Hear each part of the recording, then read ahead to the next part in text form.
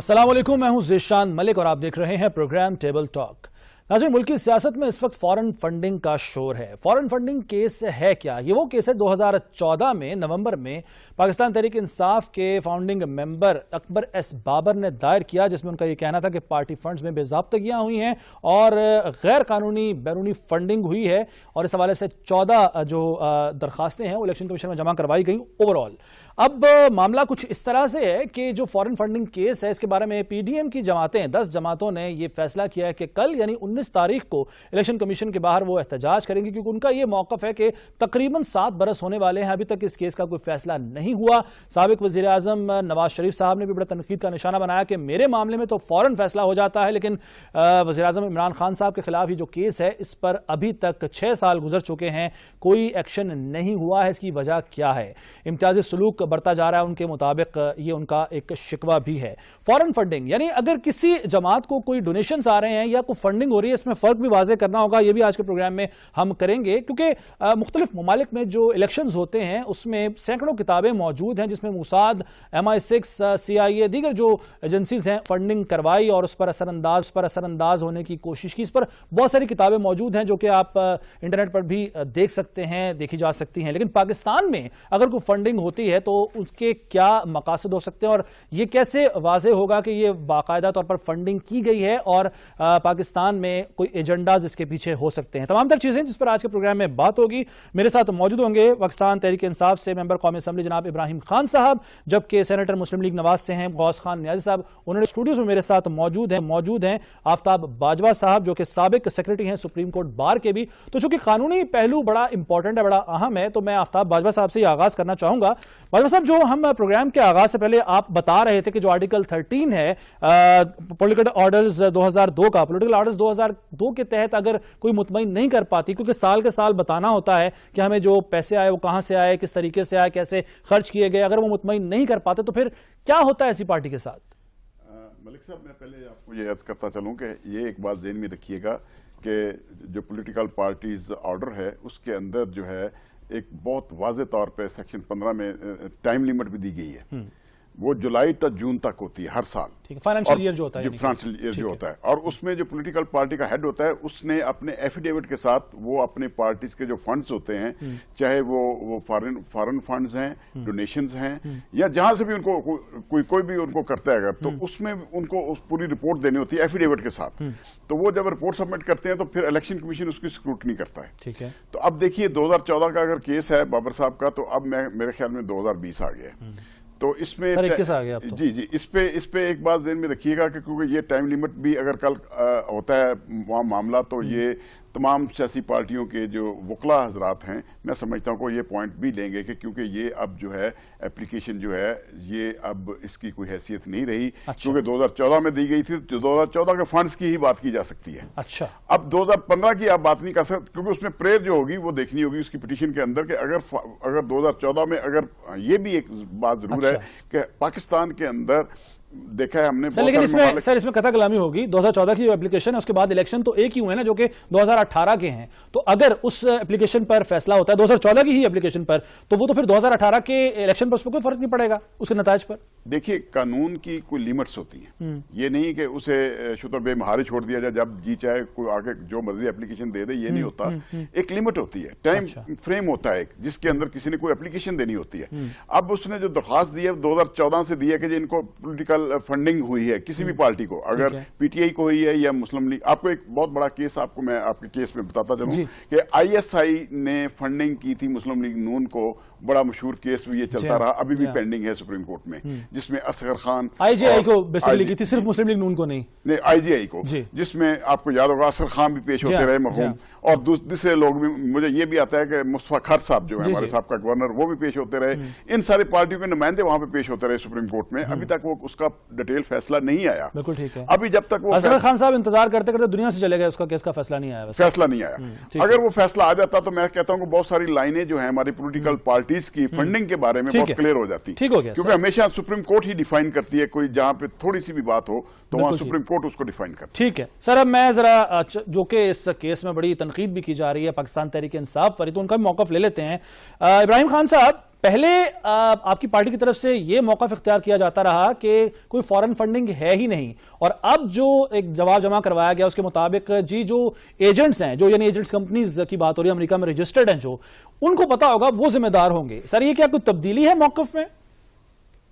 नहीं, बिल्कुल कोई तब्दीली नहीं है जी मौकफ में। बड़ी सीधी सी बात है इसका। देखें, हमने अपने डिफेंस में जो कुछ हमारे पास मौजूद होगा हमने वो देना है एज अ पार्टी। फैसला इलेक्शन कमीशन ने करना है, जैसे अभी फरमा रहे थे कि उसका फिर जो है जो है वो फाइनल जाकर सुप्रीम कोर्ट ऑफ पाकिस्तान में होनी हो, किसी भी पार्टी की हो। ये सिर्फ तहरीक इंसाफ का इशू नहीं है, इसमें पीपल्स पार्टी भी है, इसमें नून लीग भी है और मौलाना फजलुर रहमान भी है।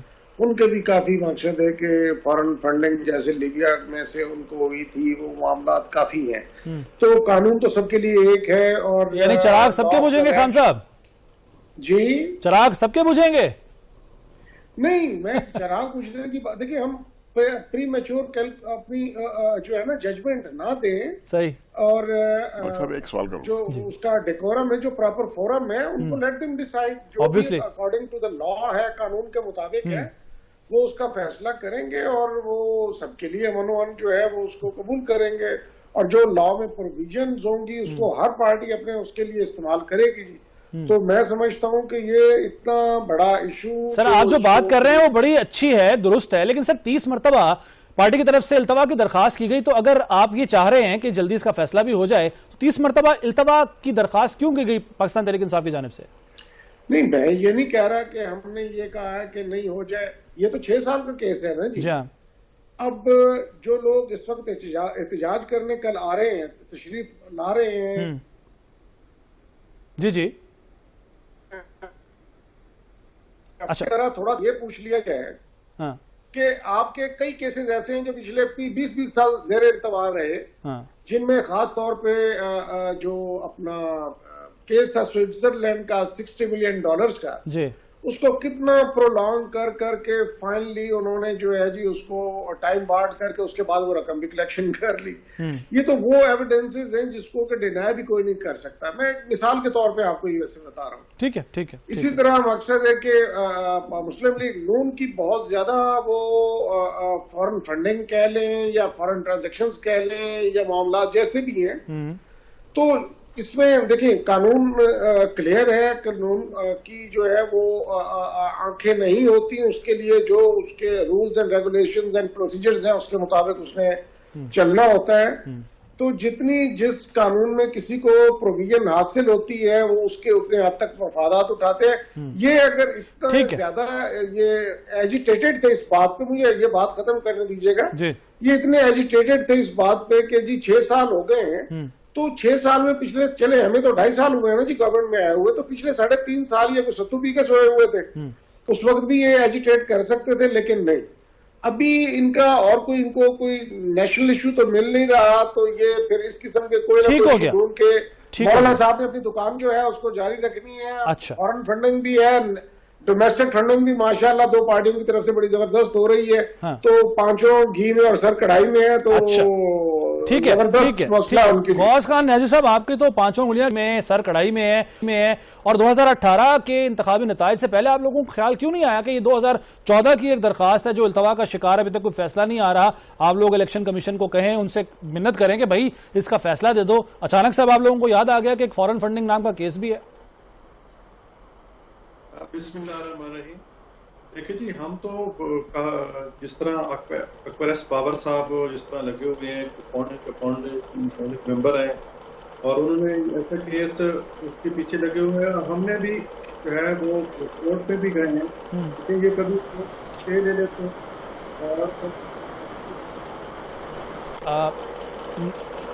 न्याजी साहब, आपकी आवाज में कुछ प्रॉब्लम है, आपकी तरफ दोबारा आते हैं, आप यहीं से अपनी बात जारी रख लीजिएगा। आफ्ताब बाजवा साहब, आप कोई बात करना चाह रहे थे, आप जो गुफ्तगू कर रहे थे इब्राहिम खान साहब, उसमें कुछ आप शायद आपको रद्दमल देना चाह रहे थे? नहीं, मैं उसमें एक ये बात कराऊंगा कि ये कल से या परसों से जब से इमरान खान साहब का जो स्टेटमेंट आया है, उसके बाद ये एक बड़ी खबर जो है गर्दिश कर रही है हर जगह पे कि 40,000 फॉरेनर्स से आपने डोनेशन ली है, फंडिंग नहीं। अब आपने अपना टोटल जो है वो सिनेरियो चेंज करके फंडिंग की बजाय आप डोनेशन पे आ गए हैं। तो फिर यकदम फिर जब ये आपने सारे डॉक्यूमेंट तैयार कर लिए, क्योंकि मैं एक वकील हूं, हमसे भी साहिल मशवरे लेते रहते हैं, साहिल उस वक्त ही बोलता है जब उसको पता हो मेरा केस मजबूत हो गया, और लीगल एडवाइस भी होती है। अच्छा। मैं समझता हूं आपको कोई लीगल एडवाइस आई है साबित करना आसान होता है जमात के लिए कि जी हमें जो डोनेशंस आए हैं और ये उसकी रसीदें हैं, ये आसान होता है साबित करना कि जो इतनी रकम है उसको हम इस तरह से प्रूव कर रहे हैं जी, ये देखें। 6 साल के अंदर आप बहुत कुछ साबित कर सकते हैं। हाँ। आपने रसीदें ही बनानी है ना, और साबित करने के लिए उनके रिबटल में आके दूसरी पार्टी जो होगा, जो बाबर साहब हैं वो तो अब मैदान में है नहीं, ना नजर आ रहे हैं कहीं पे, अब उसका रिबटल होगा कि नहीं? जब एज इट इज आप देंगे और आपका वकील यहाँ पीटीआई का कुछ आर्गू करेगा तो वो यही कहेगा ना, जनाब ये फंडिंग नहीं है, हमारा डोनेशन है, जो हमने डोनेशन इकट्ठा किया है। 40,000 आ रहे, ये मेंबर है फॉरेन बहुत से कंट्रीज में, उन्होंने हमें डोनेट किया, ये रसीदें हैं उनकी, ये हमारा रिकॉर्ड है। तो डोनेशंस में कोई बाजवा साहब कदगन नहीं होती है? उसमें कोई सवाल नहीं किया जा सकता कि डोनेशन कौन दे रहा है, क्यों दे रहा है, कितना दे रहा है? नहीं, डोनेशन एक ऐसी चीज है, आप किसी की भी मदद कर सकते हैं। अच्छा। उसमें आप जो फंडिंग है, हाँ। उसके लिए जरूरी है कि आप किसी स्पेशली किसी पर्पस के लिए किसी शख्स को पैसे दे रहे हैं। अच्छा। जिस तरह अभी जो इल्जाम आ रहा है मौलाना फजलुर रहमान साहब, बहुत बड़ा एक इल्जाम आ रहा है कि जो उनको लीबिया और दूसरे बहुत सारे ममालिक से जो फंडिंग हुई है, वो हुई है उनको मुल्क के अंदर अपने सियासी जो मामलात हैं उनको चलाने के लिए। अब बहुत सारे मदरसे हैं जिनको ये फंडिंग आती रही है मौलाना साहब के, और इसी तरह नून लीग के और इसी तरह पीपुल्स पार्टी के बहुत सारे हैं जिनको ये फंडिंग हुई है। अब वो भी शायद कल जो जितनी डटाई से इमरान खान साहब वज़ीर आज़म पाकिस्तान ये बात कह रहे हैं कि इसका फैसला सुनाया जाए, और हक भी है उनका कि भी इतनी देर से तलवार लटक रही है, क्यों ना उसका फैसला करवाया जाए, होना भी चाहिए। अगर आएंगे जद में तो ये सारे लोग ही आएंगे। अच्छा, अगर अब होगा ये, अब इलेक्शन कमीशन क्या डिसाइड करता है, डिसाइड करने के बाद फिर वो मामला जाएगा वफाकी हुकूमत के पास, फिर वफाकी हुकूमत जाएगी 15 दिन के अंदर सुप्रीम कोर्ट के अंदर, ठीक है, वही मामला लेकर। फिर वहां पे कितनी देर लगती है, और वहां पे अपील का राइट भी होगा उस जमात को। बिल्कुल जी, फिर तमाम पार्टियों को सुना जाएगा, जो जो भी एग्रीव्ड होंगी, जो जो पेश होना चाहेगा, और पूरे पाकिस्तान से जो भी शहरी पेश होना चाहे, ठीक हो गया, तो वो सुप्रीम कोर्ट में पेश हो सकता है। ठीक हो गया। इब्राहिम खान साहब, सर जो आपने बात की कि ये जमातें, यानी मुस्लिम लीग नवाज की अगर हम बिलखुसूस बात कर लें, जिनकी हुकूमत थी 2013 से 2018 के दरमियान, उन्हें उस दौरान भी ख्याल नहीं आया, जैसा मैंने न्याजी साहब से सवाल भी पूछा था कि जी एक फॉरेन फंडिंग नाम का केस है, उसका नतीजा आना चाहिए। सर यही तो बात आप लोगों पर, सवाल तो आप लोगों के लिए भी बनता है ना कि जी एक फॉरेन फंडिंग केस है, आप लोगों को भी चाहिए था कि एक तलवार लटक रही है पाकिस्तान तहरीक इंसाफ के ऊपर, एक रिप्यूट का भी मामला जाहिर है एक जमात का, तो आप लोग भी पहले इलेक्शन कमीशन से दरखास्त करते हैं कि जी इसका फैसला सुनाए, हमारे पास सारे सबूत मौजूद हैं, रसीदें मौजूद हैं, डोनेशंस हमें आए हैं, जो भी है जिस तरीके से भी है, तो आप लोग भी पहले क्यों नहीं गए इलेक्शन कमीशन के पास? चाह रहा था कि आपने वो सेनेटर गौस साहब को कह दिया कि उनकी पांचों घी में है, वो उनकी बात नहीं कर, मैंने कहा मौलाना फजलुर रहमान, ठीक हो गया सर। पीडीएम ओवरऑल पीडीएम की बात हुई है बेसिकली, पीडीएम, क्योंकि जाहिर आप तो ये किया ना, पीडीएम के सरबराह तो मौलाना फजलुर रहमान साहब ही है ना।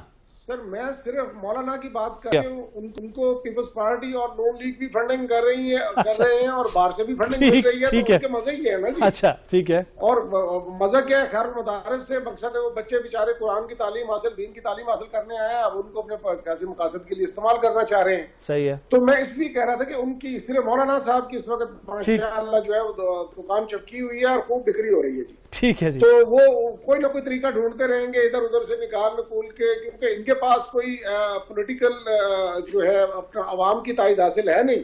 हाँ। तो अब ले दे के आ तो वही जो है मदारस के बच्चे रह गए हैं, उसको वो लेके हर जगह पहुंच जाता है, कहीं पीली वर्दियां पहना देता है, तो कहीं सफेद पहना देता है, कहीं सर पे टोपी रखा देता है, बस वो उस मामले में। खान साहब, जिस तरह आप भी तनकीद कर रहे हैं मौलाना साहब पर, शेख रशीद साहब हो या दीगर, मैंने जैसे कि 3 दिन पहले 5 वफाकी वज़रा ने जो प्रेस कॉन्फ्रेंस की उसमें भी हदफ तनकीद मौलाना साहब ही थे, तो लगता है ऐसे कि जो नून लीग और पीपल्स पार्टी है उनसे ज्यादा शायद आप लोगों को खतरा नहीं है, असल खतरा मौलाना फजलुर रहमान साहब और उनके जो स्टूडेंट्स हैं, मदरसों के तलबा हैं, उनसे ज्यादा आप लोगों को खतरा है, क्या ऐसा ही है जी?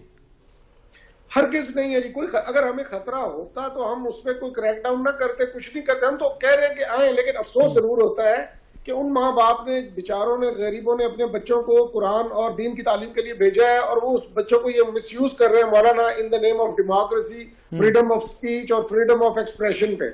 तो एक अफसोस, एक बायसियत पाकिस्तानी शहरी उस पर अफसोस कर रहा हूँ। हमें खतरा वतरा क्या होना मौलाना साहब से, अल्लाह रहम करे जी, कोई ऐसी बात नहीं है ना। वो इतने बड़े मकसद है, खतरा होता तो जिनकी वो कम से कम बड़ी बड़ी नंबर हैं, सीटें हैं जी। ठीक ठीक ठीक ठीक है, इब्राहिम खान साहब की तरफ दोबारा आएंगे। आफ्ताब बाजवा साहब, सर ये जो डोनेशन होता है, चाहे इसकी अमाउंट कितनी भी हो, लिमिट कोई नहीं है? यानी कि जैसे अकबर एस बाबर साहब को इल्जाम लगा था 3 मिलियन यानी 30 लाख डॉलर के करीब फॉरेन फंडिंग हुई है, क्या इतनी डोनेशन के नाम पर रकम इकट्ठी हो सकती है किसी जमात को? देखिए, ये खबर ये चल रही है कि 40,000 आदमियों की एक लिस्ट इन्होंने तैयार की है पीटीआई ने, अच्छा, जिन्होंने इनको डोनेट किया है या इनको फंडिंग की है। जो एक पार्टीज कहती हैं फंडिंग है, ये कहते हैं नहीं हमें डोनेशन आई है। अब 40,000 जो है बंदे इनकी जो रसीदें हैं, जो जब इलेक्शन कमीशन पेश की जाएंगी तो उसको साबित करने के लिए जरूरी है उन बंदों को भी पेश किया जाए। जब उनको पेश किया जाएगा, मैं आपको रोकूंगा बाजवा साहब, आप यहीं से अपनी बात जारी रख लीजिएगा। चूंकि गौस खान न्याजी साहब ने दोबारा ज्वाइन कर लिया, कोई प्रॉब्लम था, पहले उनके साथ बात नहीं हो पा रही थी। गौस खान न्याजी साहब, अपने जवाब आप वहीं से दीजिए जहां से आप बात कर रहे थे। दूसरा मुझे यह बताइएगा कि जो मैंने सवाल किया था, मैं रिपीट भी कर देता हूं कि 2013 से 2018 तक आप लोगों की हुकूमत थी, तो वो जो पुराना केस था 2014 का, आप लोगों को पहले क्यों नहीं ख्याल आया कि हमने इलेक्शन कमीशन को कहना है कि भाई जल्दी फैसला कर दो? ये एक पिटीशन है, अकबर एस बाबर नाम के एक शख्स ने दायर की है फॉरेन फंडिंग के हवाले से पीटीआई के खिलाफ, तो इसका जल्दी फैसला कर दो। पहले क्यों नहीं ख्याल आया, अब क्यों सारा जोर है इस पर आपका? जी, पहले भी हम गए थे इलेक्शन कमीशन से, हमने पता नहीं कितनी दरखास्तें दी इलेक्शन कमीशन को, उसमें पीटीआई कभी हाई कोर्ट कभी सुप्रीम कोर्ट से स्टे ऑर्डर ले लेती थी। सही। और फिर बाद में हमारे इंसिस्ट करने पे उन्होंने एक स्कूल कमेटी बनाई है और उसको भी कई महीने हो गए। तो हम चाहते हैं वो फैसला नहीं कर पा रहे। हम कहते हैं गलत है, ठीक है, आप फैसला तो करें, अगर हमारे हक में आता है, नहीं आता है तो हम आगे कोर्ट में जाए, इसको चैलेंज करें। वो फैसला नहीं कर रहे, हमारा ये मौक़िफ़ है, तो उनको फैसला करना चाहिए। कल इमरान खान साहब ने कहा कि जी हम तो अपने एजेंट्स के थ्रू पैसे इकट्ठा करते थे और मैं तो जानता नहीं। हालांकि अकबर एस बाबर ने वो रिकॉर्ड ही पेश किया है कि जिन दो कंपनियां हैं प्रॉपर जिनके थ्रू ये पैसे लेते हैं, और वो बोर्ड ऑफ उस कंपनियों के बोर्ड ऑफ डायरेक्टर्स की मीटिंग भी हेड करते रहे। ठीक है, अमेरिका की जो कंपनी है, जो एक हकीकत है और इसका जवाब देना चाहिए। और हम इलेक्शन कमीशन के सामने इसलिए जा रहे हैं कि आखिर क्या प्रेशर है कि क्यों नहीं फैसला कर पा रहा। हम हर सूरत चाहेंगे कि कुछ दिनों के अंदर ये फैसला करें। ये चाहेगा अगर हम ठीक है, अगर ये इनकी फंडिंग ठीक है तो ठीक है, अगर गलत है तो गलत के फैसला हो जाए। नहीं साहब, इनकी फंडिंग का तो आप जरूर सवाल कर रहे हैं, लेकिन ये भी कहा जा रहा है कि आप लोगों को भी जवाब देना पड़ेगा कि आप लोगों के पास फंडिंग कहां से आती है। जो वज़ीर तलात और नशरियात शिबली फराज साहब है, उनका कहना है कि आप लोग तो हमें फंसाने के लिए गए थे इलेक्शन कमीशन में, अब आप खुद फंस गए हैं। पीपल्स पार्टी और नून लीग को उन्होंने मुखातिब करके कहा, उन्होंने कहा कि अब आप लोगों को बताना पड़ेगा कि फंड्स कहां से आते हैं आपको, तो जवाब तो फिर आपको भी देना पड़ेगा। शिबली फराज साहब मेरे कुलीग हैं, सेनेटर है, हमेशा ऐसी बातें कर देंगे कि वो फंसाने गए थे तो खुद फंस गए। असल में खुद वो फंसे हुए हैं, उनको कोई समझ नहीं आ रही। वो जिस तरह एक इल्जाम हमने लगाया तो जवाब इल्जाम उन्होंने हमारे पे लगा दिया। पहले अपना जवाब तो दे, हम भी जवाब देंगे। अच्छा। हम कोई भाग नहीं रहे। हमने ये तो नहीं कहा कि हम साफ कर हमारे पे तो इंशाल्लाह करेंगे, हम जवाब देंगे। लेकिन हम तो कल एहतजाज इसलिए कर रहे हैं कि हम समझते हैं कि इलेक्शन कमीशन हुकूमत के अंडर प्रेशर है, उसको खिलाफ एहतजाज करने के लिए, उसको हुकूमत के प्रेशर आजाद कराने के लिए कि हम आपके साथ हैं, आप फैसला करें। अच्छा। हम इसलिए कर जा रहे हैं। हुकूमत का प्रेशर है इलेक्शन कमीशन पर, आप कहना चाह रहे हैं? बिल्कुल, क्यों? अगर सर लेकिन ये तो 2018 में आया ना गवर्नमेंट में, तो 2014 से 2018 तक फिर किसका प्रेशर था? तब क्यों नहीं फैसला आया था फॉरेन फंडिंग केस का? हम बार बार जाते रहे। हम आप देख लो, हमारी बहुत सारी एप्लीकेशन है। अच्छा। 23 स्टेट बैंक के अकाउंट्स हैं जो हमने इलेक्शन कमीशन को मुहैया किए हैं। बिल्कुल ये ठीक है। 2 एजेंट्स खुद इमरान खान साहब ने भी कहा है ना, ये खुद एक कहा है कि जी ये एजेंट्स हमारे एजेंट्स से मुझे पता नहीं है, ये तो खुद उन्होंने तस्लीम किया है, ऑन एयर तस्लीम किया है। और 23 अकाउंट का पहले हम कर रहे थे, तो केस ये खुद फंस गए, डबल केस हो गया। ठीक हो गया, एजेंट्स का भी देना होगा और इसका भी साथ देना होगा 23 अकाउंट। ठीक है, ठीक है। मेरे साथ रहेगा न्याजी साहब, तैमूर तालपुर साहब ने मुझे ज्वाइन किया, पाकिस्तान पीपल्स पार्टी के रहनुमा हैं। तैमूर साहब, इब्राहिम खान साहब पाकिस्तान तहरीक इंसाफ के रहनुमा, और इससे पहले मैं स्टेटमेंट सुना रहा था शिबली फराज साहब की भी, उनका कहना था कि पीपल्स पार्टी और नून लीग जो है वो खुद फंस गए हैं, हमें फंसाने गए थे इलेक्शन कमीशन में। इनको भी बताना पड़ेगा कि फंडिंग इनको कहां से होती है, फंड्स कहां से आते हैं। तो सर आपको भी जवाब देना पड़ेगा, कोई फिक्र है इस बात की कि आप लोग भी जाहिर है साबित करना पड़ेगा, आप लोगों को फंडिंग कहां से होती है, आप लोग कर लेंगे जी साबित, कोई परेशानी वाली बात नहीं है आपके लिए?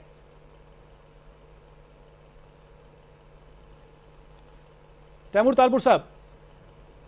तालपुर साहब को आवाज नहीं जा रही है। इब्राहिम खान साहब, सर आपने जवाब सुना नियाजी साहब जो कह रहे थे, उनका ये कहना था कि हम तो ये चाहते हैं और हमारे पास सारे सबूत भी मौजूद हैं, हमें कोई फिक्र नहीं है, असल मसला जो है वो पाकिस्तान तहरीक इंसाफ के लिए होगा। और उनके जवाब को मेरा ख्याल है आपको रद्दमल देना चाहेंगे, मैं चाहूंगा कि आप उसका जवाब देंगे। मैं सिर्फ इतना रद्दमल देना चाहूंगा कि मसला तहरीक इंसाफ का और परेशान नियाजी साहब हो रहे हैं, तो ऐसा ना करें, हमें ही परेशान होने दें और हम जवाब देंगे। जो कानून है वो it will take its course, उसमें तो कोई दूसरी राय नहीं है जी। अभी जस्ट रिसेंटली हमने कहा था कि शो ऑफ हैंड का होना चाहिए सुप्रीम अपना सेनेट के इलेक्शन में, तो उन्होंने रिफ्यूज कर दिया कि नहीं होगा। तो ठीक है, कानून है, अब कानून से बालातर तो कोई नहीं हो सकता।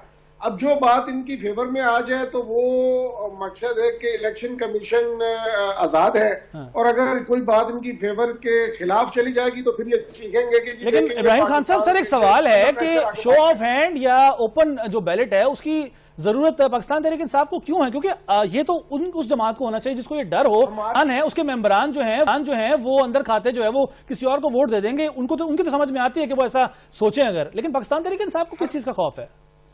हर किस ऐसा नहीं है, खौफ किसी चीज का नहीं है, सिर्फ ये बताना चाह रहे थे कि जितनी शफाफी के आंखों के सामने डॉक्यूमेंटेड हो जाए हर चीज कैमरे की आंख में कि यार ये फलां को वोट दे रहा है, ताकि ये कल को फिर ये ना कहें जी देखो जी इन्होंने गड़बड़ कर ली और इन्होंने ये कर दिया और इन्होंने ये कहेंगे नतायज ऐसे ही होंगे क्या?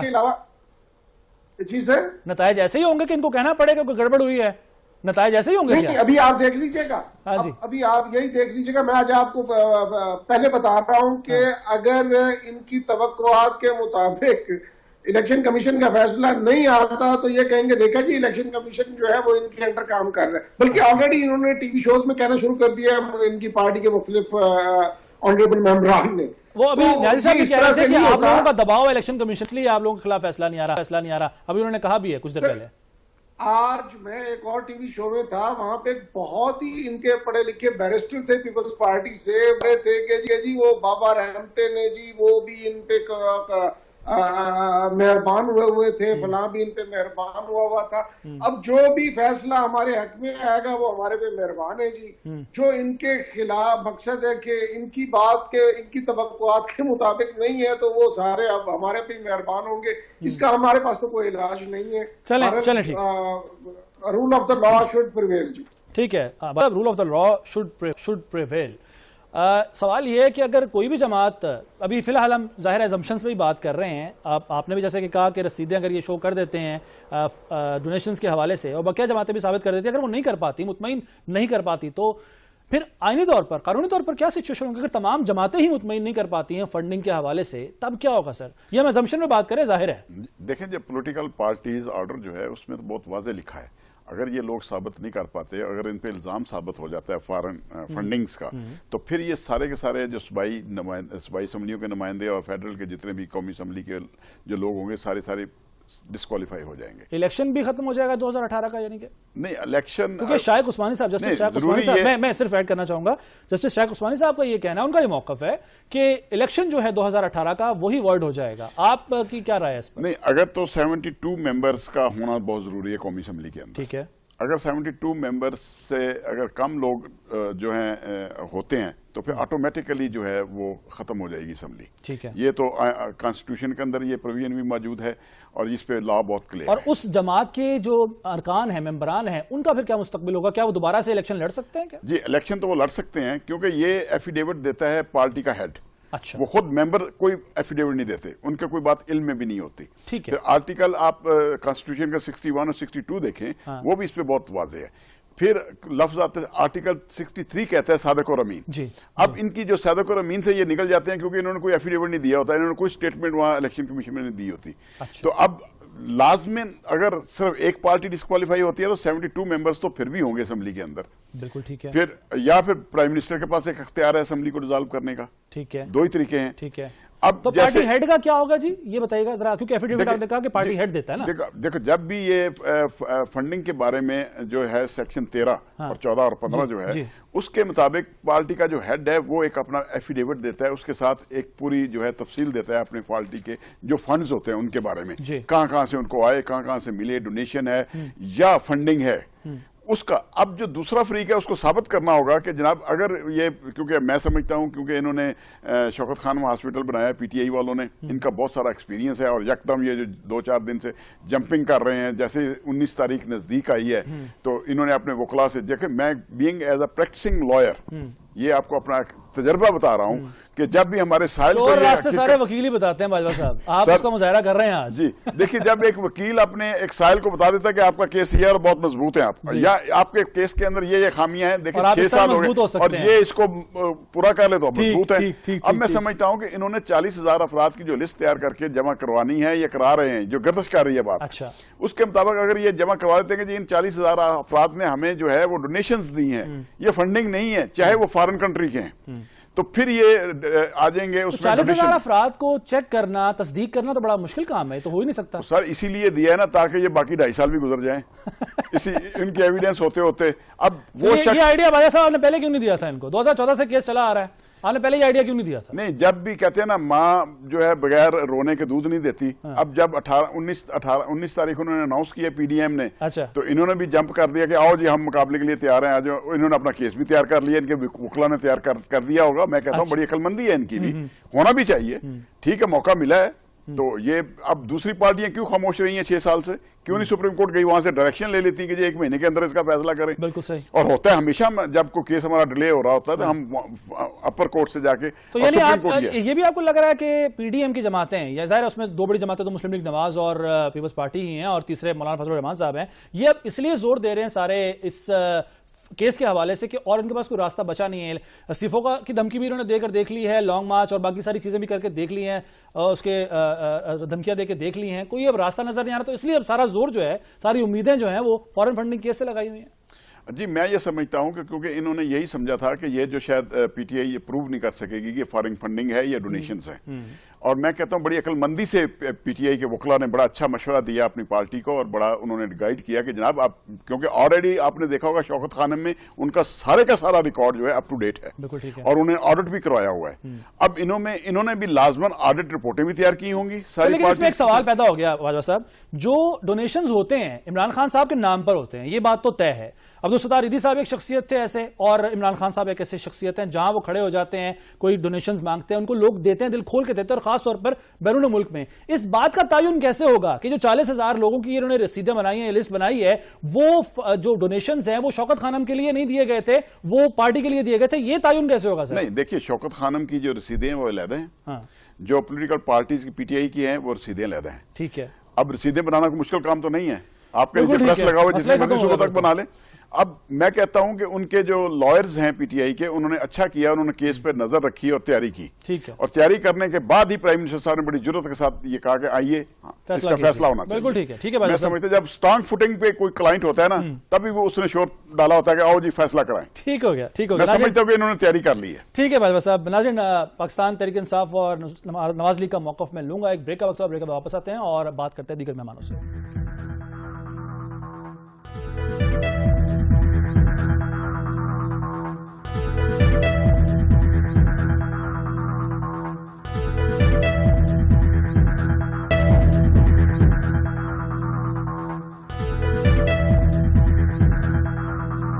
प्रोग्राम में एक बार फिर खुशामदीद। मैं रुख करूंगा पाकिस्तान पीपल्स पार्टी के रहनुमा तैमूर तालपुर साहब की तरफ चलते हैं। तैमूर तालपुर साहब, सर 31 जनवरी की डेडलाइन, इस्तीफों की धमकी, लॉन्ग मार्च और धरनों का ड्रावा, ऐसा लगता है जैसे पाकिस्तान पीपल्स पार्टी समेत जो दीगर जमातें हैं पीडीएम में शामिल, उन्हें कुछ और नजर नहीं आ रहा, ऑप्शंस शायद कम होती जा रही है, इसलिए सारी जो अपनी तवज्जो है, ये सारी उम्मीदें हैं वो फॉरेन फंडिंग केस से लगा ली हैं पीडीएम ने। क्या ये तासुर दुरुस्त है?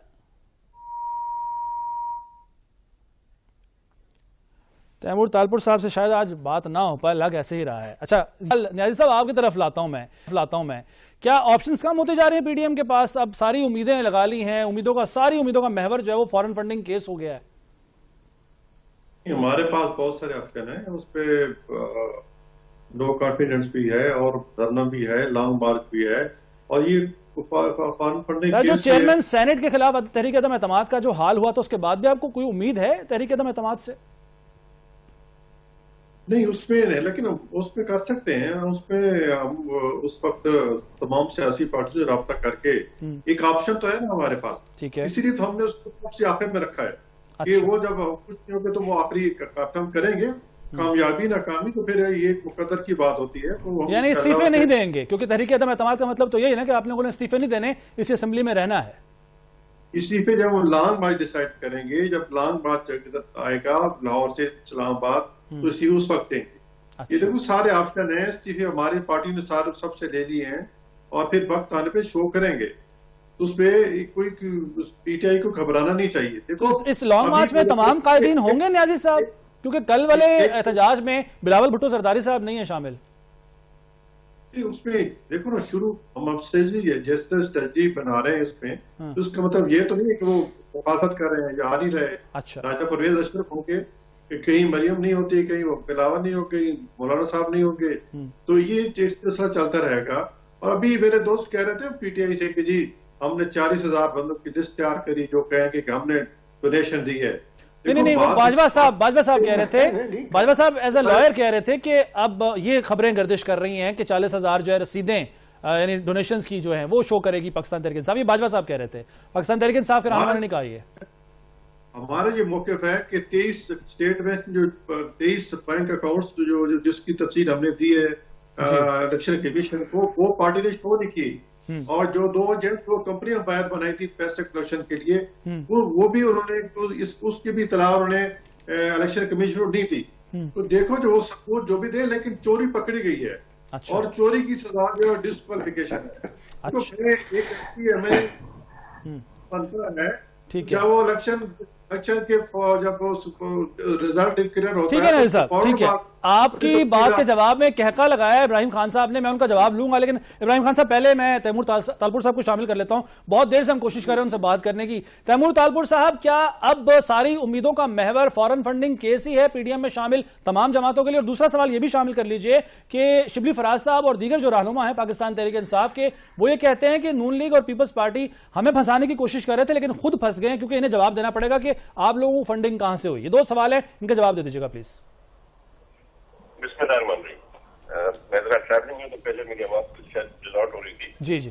बात बहुत बड़ी सिंपल सी और बड़ी क्लियर है, क्योंकि हमें पता है, क्योंकि आपको पता है, क्योंकि अदालतों को भी पता है कि ये इस फॉरेन फंडिंग केस में फंस चुके हैं। लाखों डॉलर्स की इन्होंने फंडिंग ली है। पहली बात, मजा तो तब आएगा अब जब ये खुलेगा तो इन्होंने कहां से फंडिंग ली है। हमारे पाक दुश्मन मुल्क, पाक दुश्मन अनासिर से भी इनकी फंडिंग आपके सामने आएगी, प्रूव होगी। तो इनका कानूनी तौर पे बचना मुमकिन नहीं हो सकता।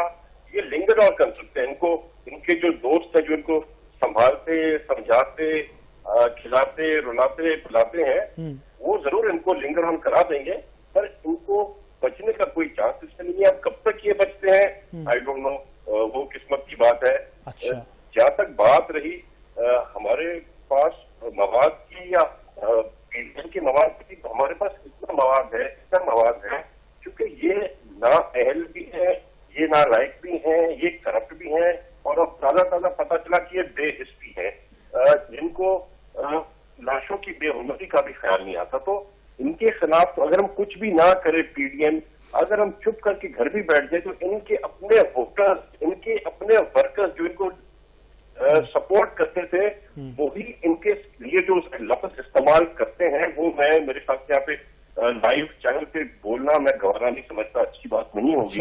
हमारी माएँ बहनें भी ये शोज देखती हैं, क्योंकि ये इस किस्म की लैंग्वेज यूज करते हैं पीटीआई वाले, लोगों की माँ बहन सबके सामने। पता नहीं इनके लीडर की तरफ से इनको शायद शाबाशी मिलती है, बुरा भला क्या है। अच्छा, चलिए, जो अपनी करतूत है, इनके अपनी जो पॉलिसीज है, उन्होंने इनका खाना खराब कर दिया है। अच्छा तालपुर साहब, चूंकि वक्त भी बड़ा कम है, मैं ये एक सवाल ले लीजिएगा। ये जो मुल्क दुश्मन अनासर से फंडिंग की आपने बात की है, इसके कोई सबूत आपके पास या मुस्लिम लीग नवाज के पास या मौलाना फजल रहमान साहब के पास कोई सबूत मौजूद है? और अगर हैं तो आप लोग वो प्रेजेंट क्यों नहीं करते हैं?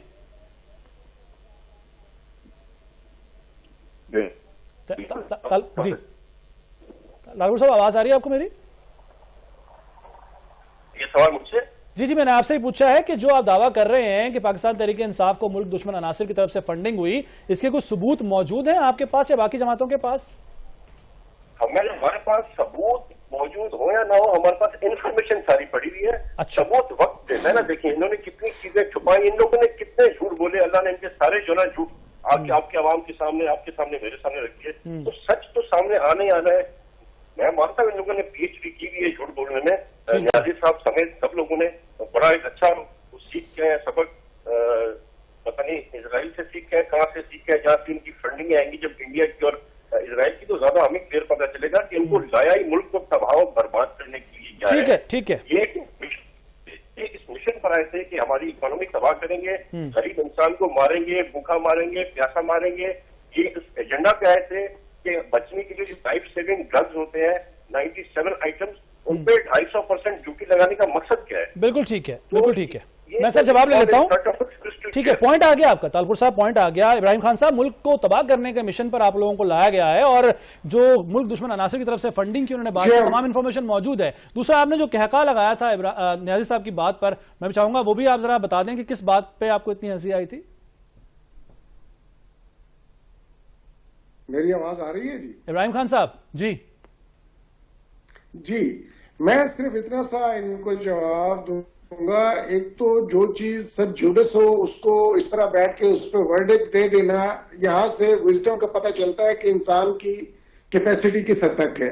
और जिस किस्म के अल्फाज तालपुर साहब ने इस्तेमाल किए, मैं नहीं चाहूंगा कि मैं उसका जवाब दूं, लेकिन इतना जरूर आपको बता दूं कि ये इनके पास सबूत हैं। और ये अभी सबूत है तो 6 साल हो गए, क्यों नहीं दिया आपने आज तक इलेक्शन कमीशन को? जो अगर हैं भी सही तो वहां पे पेश करें। अब एक चीज सब जुडिस है, उसको अच्छा, जब फैसला हो जाएगा तो दूध का दूध पानी का पानी हो जाएगा। बाकी ये जो कह रहे हैं कि जी मुल्क के, तो मुल्क की इस वक्त तमाम इंडिकेटर्स जो इकोनॉमिक इंडिकेटर्स, वो मुल्क के इकोनॉमी के सब दुनिया की बड़ी से बड़ी वो जो है आपके मूडीज वगैरह सारे उठा के बता रहे हैं कि पाकिस्तान हर लेवल पे इकोनॉमिकली स्ट्रांग होता जा रहा है। बिल्कुल ठीक है। तो मैं मकसद है कि सिर्फ यही बताना। लेकिन इब्राहिम खान साहब, जो 23 अकाउंट्स, फॉरेन फंडिंग अकाउंट्स में से 15 जो छुपाने का अभी बात की थी, इल्जाम लगाया था न्याजी साहब ने, उसका कोई जवाब है आपके पास? बिल्कुल, मैं कह रहा हूं ना जी, ये पता नहीं 23 में से पता नहीं 15 कह रहे हैं, शायद 150 हो। इनको कहें अदालत में साबित करें ना। ठीक है, अदालत में आएंगे तो हो जाएगा। जो दूध का दूध, मैंने पहले कहा, पानी का पानी हो जाएगा। तो ये बैठ के टीवी पे मकसद है कि एक सब जुडिस मसले को उठा के और उस पे मकसद है कि एग्जैजरेशन शुरू कर देने से, तो इल्जामात लगाने से कोई फर्क नहीं पड़ता। न्याजी साहब, इल्जामात लगाने से फर्क नहीं पड़ेगा। और मैं ऐसे इकबाल साहब की एक स्टेटमेंट शामिल करूंगा आपने सवाल में कि उन्होंने कहा कि फॉरेन फंडिंग केस का फैसला अगर मेरिट पर हो तो इमरान खान और तहरीक इंसाफ की सियासत खत्म हो जाएगी। उन्होंने ये भी कहा कि इमरान खान के पीछे इसराइली और भारतीय लॉबी की फंडिंग के सबूत मौजूद हैं। आप लोगों के पास सबूत हैं, और अगर हैं तो आप लोग प्रेजेंट क्यों नहीं करते हैं वो सबूत? बाबर जो उनका फाउंडर मेंबर है, कई दफा स्टेटमेंट दी, उन्होंने उस तरह इसराइल और अमेरिका की तरफ इशारा भी किया है, इंडिया की तरफ इशारा किया है, और फिर इनके खुद ने कहा है कि जी वो तो हमारे दोस्त थे, उन्होंने कुछ दिया है, तो ये ऐसी कौन सी बात है। अब ये बात तो सीरियस है ना जी, कि अगर भारत का कोई बंदा या इसराइल का या अमेरिका का कोई बंदा आपको डोनेशन दे रहा है, वो क्यों दे रहा है? आखिर इमरान खान से उससे क्या दोस्ती है? वो पाकिस्तान दुश्मनी है, पाकिस्तान के ये सारा दुश्मन है। और इस तक पाकिस्तान जो इस तरह मुश्किलात में घिरा हुआ है, उसकी मेन वजह ये 3 ममालिक है, इंडिया है, इसराइल है और अमेरिका है। ठीक है, तो हम तो बात तो ये ख्वाहिश होगी कि ये सारी चीज अपने सबूत पेश करें, कहाँ से पैसे हैं, और पहले देखो ये सबूत पेश कर भी दें तो चोरी करो नकात की है। और हजूर मोदी को आपके जो है वो बुला रहे हैं अपनी शादियों में, इमरान खान ने नहीं किसी को बुलाया था। I am sorry. देखो, कंसीलमेंट पे कई मेंबरान असेंबली को जो है वो डिस्क्वालीफाई किया गया, बाबर अहमद ने किया। तो ये उस कंसीलमेंट ऑफ फैक्ट्स पे जो है ये डिस्क्वालीफाई हो सकते हैं सारे एमएनए। अच्छा, और इमरान खान खुद हो सकते हैं, हुकूमत जा। अच्छा, बाजा साहब, कानूनी जो है राय दे दीजिएगा, कंसील करना जो फैक्ट्स है उसको, इस पर कोई नुकसान पहुंच सकता है पार्टी को? जी बिल्कुल जी, आर्टिकल जो है कॉन्स्टिट्यूशन का 63 ये सादक और अमीन, अब अगर पार्टी का हेड एक स्टेटमेंट देता है और एफिडेविट के साथ, अच्छा। जब एफिडेविट होता है तो वो कसम होती है कुरान पे, तो उस पे जब कोई एक बंदा बात करता है कि नहीं जी ये फॉरेन फंडिंग नहीं है, ये डोनेशंस हैं, या जो भी उसने लिस्ट दी होगी, हर साल देनी होती है, जुलाई से जून तक पूरे साल की एक होती है, हर साल देनी होती है, तो मैं ये समझता हूं कि उसके बाद फिर बहुत कानून वाजे है। लेकिन मैं ये जो देख रहा हूं 2-3 दिन से जो एक्टिव हुए हैं प्राइम मिनिस्टर साहब और ये पीटीआई वाले कि जी हमारा जो है फैसला किया जाए, ये चाहते हैं, जो इसके पीछे विजडम जो काम कर रही है वो लग ये रहा है कि ये वॉल्यूम 10 जो है पनामा लीग का, जी वो बड़ा इंपॉर्टेंट है। अच्छा, वो अभी तक ओपन नहीं हुआ बिल्कुल। और उसमें जो है फंडिंग की भी जिक्र है। ठीक है। अच्छा, और मेरे ख्याल इसके बाद इस केस के बाद फौरन पीटीआई आएगी उस तरफ के जनाब वॉल्यूम 10 जो है वो ओपन किया जाए। तालपुर साहब, आपको चूंकि सबसे कम वक्त मिला है, क्लोजिंग रिमार्क्स में चाहूंगा कि आप ही दे दीजिए, क्या कहना चाहेंगे आप?